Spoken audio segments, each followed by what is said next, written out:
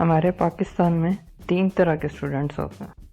सबसे पहले वो जिनके यहाँ जंगल का कानून चलता है, यानी शेर का बेटा सिर्फ शेर हो सकता है और डॉक्टर का बेटा सिर्फ डॉक्टर हो सकता है। और दूसरे वो जिन बेचारों के पास कोई चॉइस नहीं है। 5:15 पे मेरा जन्म हुआ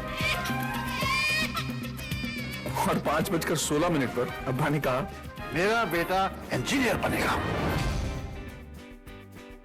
जिनका एजुकेशनल कैरियर सेलेक्ट करने के लिए उनसे नहीं बल्कि उनके मामा, चाचा, ताया और दीगर हर किस्म के रिश्तेदार से मशवरा लिया जाता है। और तीसरे वो जो बड़ी मेहनत से ऐसी डिग्री को ढूंढते हैं जिसका बहुत स्कोप हो। और स्कोप बहुत होने का मतलब ये होता है उसके मामा, चाचा, ताया के किसी बेटे ने कुछ साल पहले वही डिग्री की थी पर अब वो बहुत अच्छी जॉब कर रहा है।